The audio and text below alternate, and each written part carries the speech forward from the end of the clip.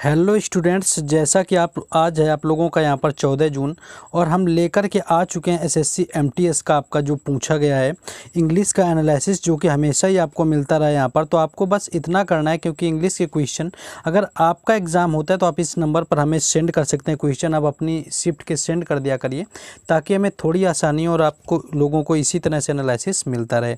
तो आप लोगों के लिए जितना भी मिल पाया लेकर के आए हुए हैं। बस टारगेट आपको 200 लाइक का नॉर्मल सा टारगेट है। बाकी वीडियो को बस एक ही रिक्वेस्ट है कि आपको शेयर जरूर करना है, ज़्यादा से ज़्यादा आपको शेयर करना है और चैनल को कर लेना है सब्सक्राइब। तो देखेंगे कि यहाँ पर आपके 14 जून को ऑल शिफ्ट एनालिसिस में कौन कौन से क्वेश्चन यहाँ पर पूछे गए थे। चलिए देखते हैं। पहला जो क्वेश्चन एक आपका पूछा गया था, गोल्डन पूछा गया था। गोल्डन वर्ड का आपका सिनोनिम्स पूछा गया था।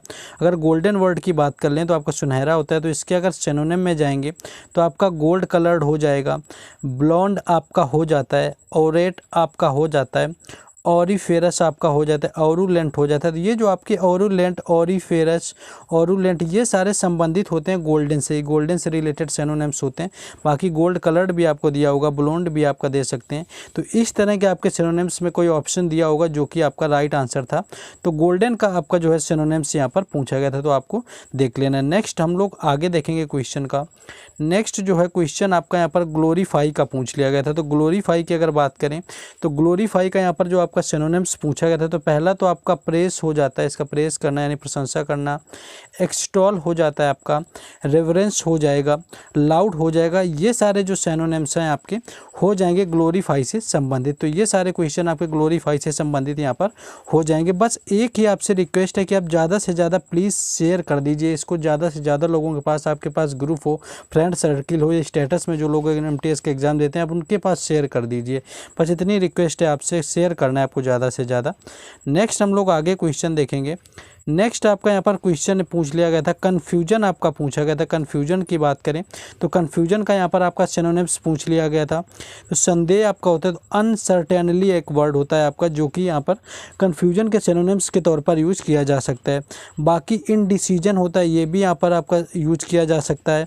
बाकी पजलमेंट की बात करें तो पजलमेंट भी यहाँ पर यूज किया जा सकता है। कन्फ्यूजन आई थिंक पजल आपको ऑप्शन में दिया हुआ था, जो कि ऑप्शन से मैच भी कर रहा था। एक स्टूडेंट्स ने बताया कि पजल को ऑप्शन में दिया हुआ था, तो पजलमेंट हो जाएगा। तो ये सारे जो है कन्फ्यूजन से रिलेटेड सारे सिनोनिम्स हो जाएंगे। नेक्स्ट एक यहाँ पर आपका डेट्रीमेंटल का पूछा गया था। तो डेट्रीमेंटल की बात करें तो इसके जो सिनोनिम्स हैं आपका बेनाइन हो जाएगा, बेनाइग्न हो जाएगा, आपका बेनिफिशियल हो जाएगा। तो ये सारे जो है सिनोनिम्स आपके रिलेटेड हो जाएंगे डेट्रीमेंटल के। नेक्स्ट आगे देखेंगे, एंटोनिम्स आपके शुरू होंगे, लेकिन उससे पहले आप लोगों के पास ज़्यादा दिन यहाँ पर नहीं बचे हैं अभी भी, जिनका आगे एग्ज़ाम है और ये पीडीएफ उन लोगों ने नहीं खरीदी है। 2 से 19 मई के लिए बहुत ही बेनिफिशियल पीडीएफ है आप लोगों के लिए।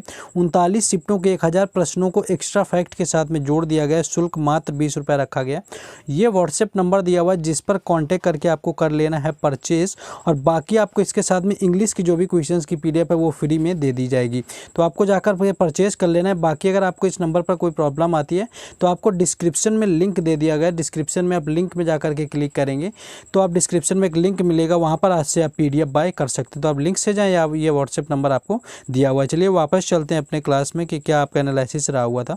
तो अब आ जाएंगे हम लोग एंटोनिम्स को। एंटोनिम्स में आपका एक वर्ड पूछा गया था, इररेवरेंट आपका पूछ लिया गया था। तो इररेवरेंट की अगर बात करें तो आपका धृष्टतापूर्ण होता है इररेवरेंट।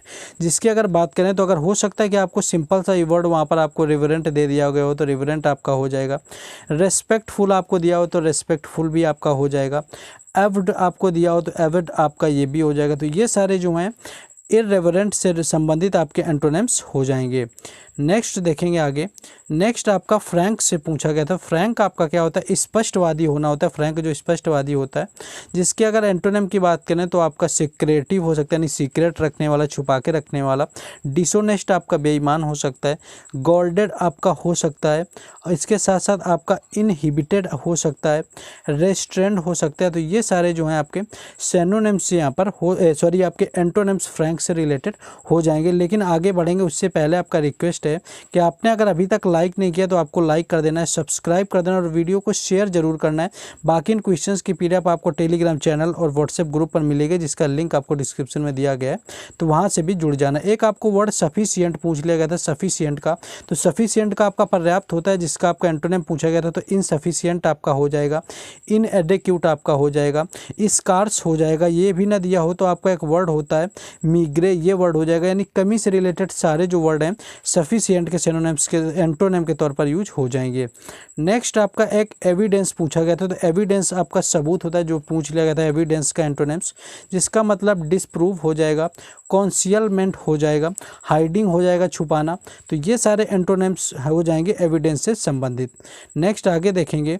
नेक्स्ट आपका इडियम एंड फ्रेज का होता है, यहाँ पर एक पूछा गया था in the nick of time. In the nick of time की अगर बात करें क्या होता है, तो इन द निक टाइम आपका होता है just before the last moment when something can be changed और something bad will be happen. यानी कि लास्ट मोमेंट में किसी चीज़ को बदलना in the nick of the time होता है, और उसको चेंज करने में चीज़ें बिगड़ भी सकती हैं। तो ये आपका होता है अंतिम समय में प्रयास करना किसी चीज़ का।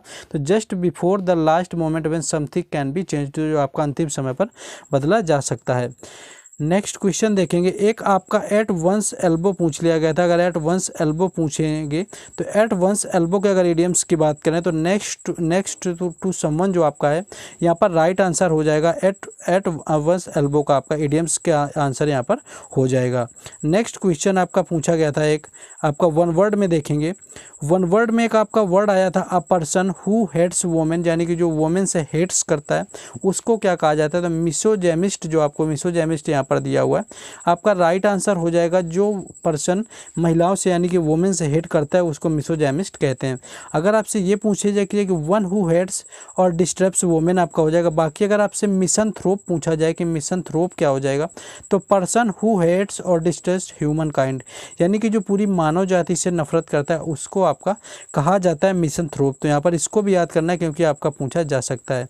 और एक जैसे वर्ड आपका दिया है a person who hates men compare misogamist, यानी कि जो मिसोजेमिस्ट की तरह जो मैन से यानी कि मेल से यानी आदमियों से जो नफरत करता है उसे क्या कहते हैं, तो आपका जो है मिसनड्रिस्ट यहाँ पर राइट आंसर हो जाएगा। जो कि मेल से नफरत यानी कि मैन से हेट करने वाले को कहा जाता है, नहीं हेटर्स ऑफ मैन आपका समझ सकते हैं।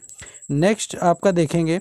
नेक्स्ट एक क्वेश्चन ये पूछा गया था कि a system of winds that are rotating inwards to an area of low barometric pressure, यानी कि जो आपका चक्रवात की तरह घूमता है, तो वो आपका साइक्लोन यहाँ पर राइट आंसर हो जाएगा। नेक्स्ट एक आया हुआ था कि वन हु लव मैनकाइंड, देखिए वो फर्स्ट शिफ्ट से रिलेटेड आपका ये भी पूछ लिया गया था। तो फिलांथ्रोपिस्ट यहाँ पर राइट आंसर हो जाएगा, जो मानव जाति से प्यार करता है। हमने आपको मिसनथ्रोप का बताया हुआ था, तो देखिए उससे रिलेटेड पूछा गया, तो इसका जो करेक्ट आंसर है फिलांथ्रोपिस्ट यहाँ पर राइट आंसर हो जाएगा। नेक्स्ट हम लोग आगे बढ़ेंगे। नेक्स्ट अदर पार्ट की बात करें तो अदर पार्ट में एक आपका कंट्रीब्यूट शब्द है, जिसका मतलब होता है आपका सहयोग करना, किसी चीज़ में सपोर्ट करना। तो कंट्रीब्यूट का आपका मिस स्पेल्ड पूछ लिया गया था। तो ये नहीं पता है कि एग्जैक्ट पूरी तरह से क्या आपका पूछा गया था, क्या दिया हुआ था कंट्रीब्यूट में, स्पेलिंग किस तरह से थी आपकी, लेकिन कंट्रीब्यूट का मिस स्पेल्ड यहाँ पर पूछ लिया गया था। एक कॉन्सेंट्रेट का आपका मिस स्पेल्ड पूछ लिया गया था कि कॉन्सेंट्रेट आपका ध्यान लगाना होता है, तो कॉन्सेंट्रेट का एक मिस स्पेल्ड पूछ लिया गया था। बाकी बात करें तो एक पोटेंशियल का वहाँ पर आपका मिस स्पेल्ड पूछ लिया गया था, तो यहाँ पर पोटेंशियल का एक मिस स्पेल्ड पूछ लिया गया था। नेक्स्ट एक यहाँ पर आपका पूछा गया था एक फिल इन द ब्लैंक्स में आपका दिया हुआ था पीपल आर नॉट माइंडेड। अब यहाँ पर ऑप्शन सारे नहीं मिल पाए पूरे क्या हुए थे, लेकिन एक आपको पता चला कि नैरो माइंडेड भी दिया हुआ था कि people are not narrow minded, यानी कि ये नैरो माइंडेड नहीं, छोटी दिमाग के नहीं है लोग। तो यहाँ पर आपका एक फिल इन द ब्लैंक से पूछ लिया गया था। बाकी अगर ओवरऑल बात कर लेंगे क्या आ रहा है, तो आपका जो एरर डिटेक्शन है हर शिफ्ट में आपका 2 से 3 क्वेश्चन एरर डिटेक्शन से आपका यहाँ पर पूछा जा रहा है। बाकी अगर इसके आगे अगर बात कर लें इम्प्रूवमेंट की, तो इम्प्रूवमेंट में आपके हर शिफ्ट में आपके 2 से 3-4 क्वेश्चन यहाँ पर पूछ लिए जा रहे हैं कि इम्प्रूव करना है सेंटेंस में, कि कौन से पार्ट में आपका क्या इम्प्रूव किया जाता है। और फिल इन द ब्लैंक्स की बात कर लें तो फिल इन द ब्लैंक्स में आपके 6 से 8 क्वेश्चन हर शिफ्ट में पूछे जा रहे हैं। तो ये आपको फिल इन द ब्लैंक्स को अच्छे से समझ लेना है।